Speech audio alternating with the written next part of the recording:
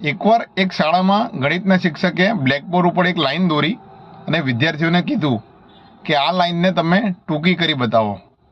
એટલે અમુક વિદ્યાર્થીએ વિચારીને ઊભા થઈને એ લાઈનને થોડી ભૂસી નાખી, કોઈકે આડો હાથ રાખ્યો અને સાહેબને કીધું, સાહેબ જો આ નાની થઈ ગઈ ને.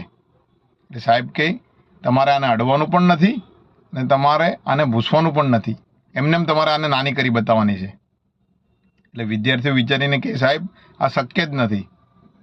ત્યારે આ સાહેબે ચોક હાથમાં લીધો અને એ લાઈનની નીચે બીજી એક લાઈન દોરી અને એ લાઈન પહેલી લાઈન કરતાં મોટી દોરી, લાંબી દોરી, અને વિદ્યાર્થીઓને પૂછ્યું, બોલો હવે આ પહેલાંવાળી લાઈન આ લાઈન કરતાં નાની છે ને? તો કે હા. એટલે પહેલી લાઈન નાની થઈ ગઈ ને? તો કે હા સાહેબ થઈ ગઈ. એટલે સાહેબે જે વિદ્યાર્થીઓને જ્ઞાન આપ્યું ને એ બહુ સમજવા જેવું છે, બહુ સરસ મજાની વાત કીધી. વિદ્યાર્થીઓને કીધું કે જ્યારે આપણે સફળતા મેળવવી હોય, જ્યારે આપણે સક્સેસ થવું હોય જીવનમાં, ત્યારે આપણે કોઈકની લાઈનને નાની ના કરવી, આપણે આપણી લાઈનને મોટી કરી દેવી. એટલે આપણે એવું સ્ટેટસ બનાવવું કે કોઈકને હાનિ પહોંચાડ્યા વગર આપણે સફળતા મેળવી અને આપણે આગળ વધવું. અને આ સફળતા મેળવવામાં ક્યારે પણ આપણામાં અભિમાન ના રાખવું જોઈએ.